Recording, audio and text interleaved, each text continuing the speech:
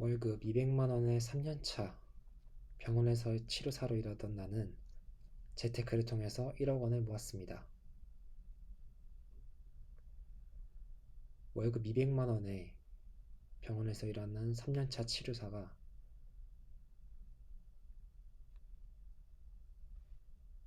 월급 200만 원에 병원에서 일하는 3년차 치료사가 재테크를 통해서 1억 원의 자본금을 모았습니다.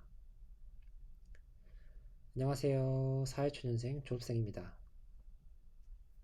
내가 어쩌다 30이 안 된 나이에 1억의 자본금을 가지고 있을까? 오늘은 제 이야기를 한번 해볼까 해요. 전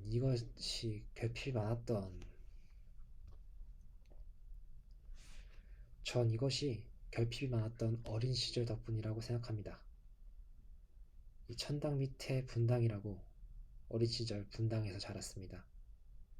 아니 애초에 부모님 집에 돈이 많았네 라고 하시는 분들이 계시겠지만 이 운이 좋지 않게도 분당은 저희 집이 아니었습니다. 전세로 집을 구했던 부모님에게 분당은 말로 표현을 못하겠네요. 2억 정도였던 집이 10억이 됐으니 전세로 살던 사람들에게 분당은 천당이 아니라 지옥이었습니다.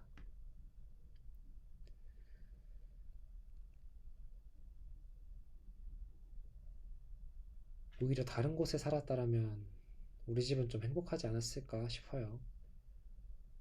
부모님께서는 다른 사람들과 비교하며 매일 힘들어하셨고 하필 그때 아버지께서 회사에서 해고를 당하시는 바람에 부부싸움이 끊이지 않았습니다. 부모님께서는 다른 사람들과 비교하며 매일 힘들어하셨고 하필 그때 아버지께서는 회사에 해고를 당하시는 바람에 부부싸움이 끊이지 않았었어요. 전 현실 회피를 한다고 하면서 전 현실 회피를 하며 게임만 하는 답없는 삶을 살기 시작했습니다. 세상에 대한 희망이 없었고 현실을 회피하기 위해서 하루 종일 게임만 했어요.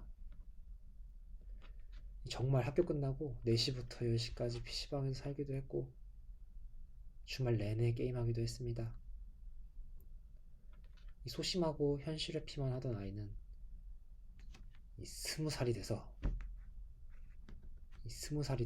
세상에 던져졌고 지방대 아무 학교나 들어갔어요. 그곳에서 당연히 적응을 할 수는 없었죠.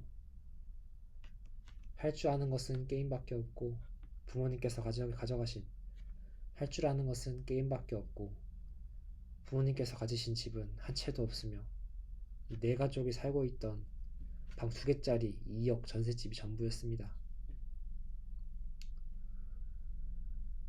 이렇게 자기 자신을 갉아먹으며 살던 저는 이 군대에 들어가면서 인생의 전환점을 맞이하게 됩니다.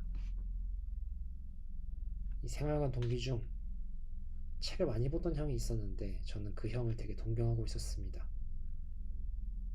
비록 한 살 형이었지만 제가 못 갔던 서울에 있는 대학교, 이 대화했을 때 생각이 너무 깊다고 느껴졌던 형이라 저도 모르게 따라다녔던 것 같아요. 그런데 그 형이 병사들이 다 자던 10시에 자꾸 도서관에 가서 책을 읽는 겁니다. 그래서 무작정 저도 같이 따라갔죠. 그곳에서 인생 처음으로 내 의지로 이 책을 읽기 시작했어요.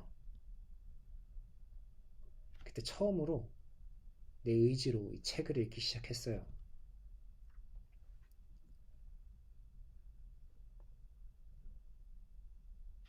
와, 근데 너무 재밌는 거예요.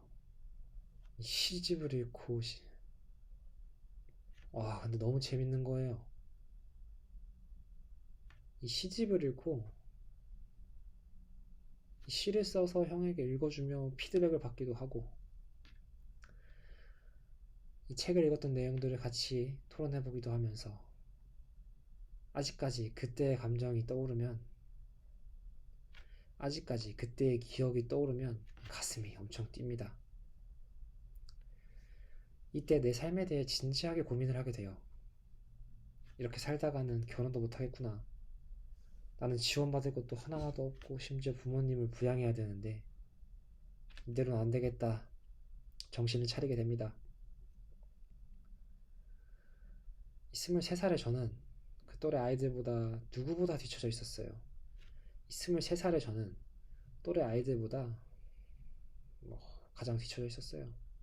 23살의 저는 또래 아이들 그 누구보다 뒤처져 있었어요. 그들을 따라가기 위해서는 더 많은 노력이 필요하겠구나. 한 발자국, 두 발자국 더 움직여야겠구나. 그런 것을 느끼면서 그들을 따라가기 위해서는 더 많은 노력이 필요하겠구나. 누구보다 더 움직여야겠구나.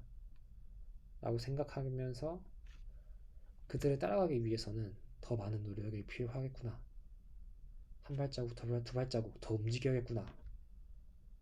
라고 느끼며 생각하게 된 것이 재테크, 그 중에 부동산이었습니다. 대학교 생활을 하며 관련 책들을 읽기 시작했어요. 강의도 들으러 가고요. 하지만 생각보다 자본금이 엄청 많이 들어가더라고요. 이 가족들의 지원을 받을 수 없다 보니 저에게는 부동산의 벽이 너무 크게 느껴졌어요. 다른 방법을 찾다 보니 저희 눈에 들어온 것이 바로 있습니다. 그것은 주식이었습니다.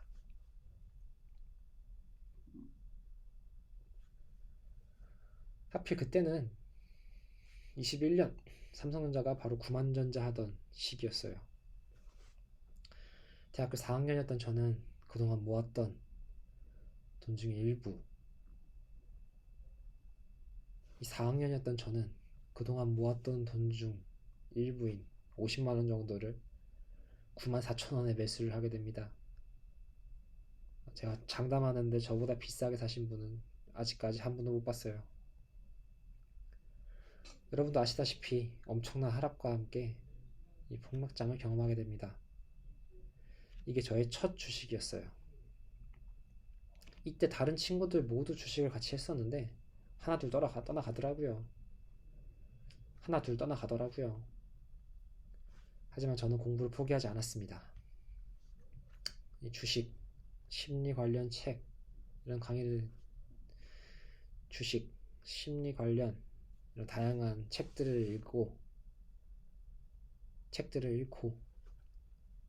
주식, 심리, 다양한 주식,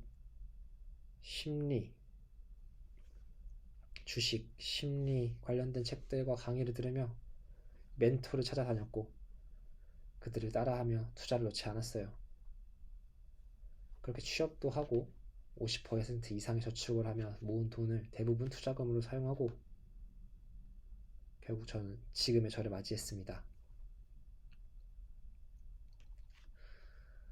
사람들은 지금 돈 벌었다고 자랑하냐? 아니 주식은 운으로 하는 거 아니야. 그건 누구나 할 수 없는 거야. 라고 말을 합니다. 근데 저에게 20대 중반까지의 삶은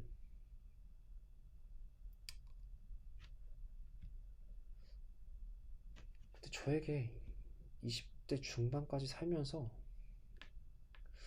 근데 저는 20대 중반까지 살면서 가장 많이 했던 말이 있어요.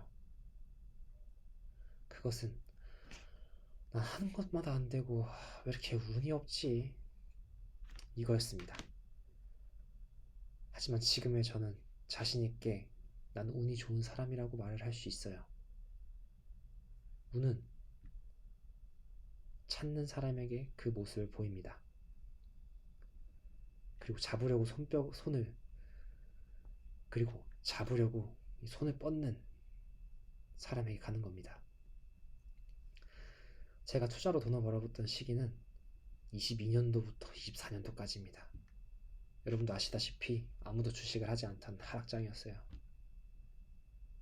이런 악조건 속에서 제가 결과를 낸 것은 물론 운도 있겠지만 이 공부와 노력이 없었다면 절대 불가능했을 거라고 생각합니다. 저처럼 어려운 상황에서도 이겨낸 모습을 보며 이 사회 초년생 여러분들이 희망을 갖고 나아갔으면 하는 마음에 이렇게 영상을 찍게 됐습니다. 모두 희망을 향해 걸어가고 그 운을 잡기 위해 노력해 봅시다. 그럼 반드시 그 운은 여러분들에게 올 겁니다. 자, 다 같이 열심히 한번 해봅시다. 자, 그럼 다음 영상부터는 좀 더 자세하게 이 투자 이야기를 한번 해볼게요. 그럼 오늘 영상은 여기까지.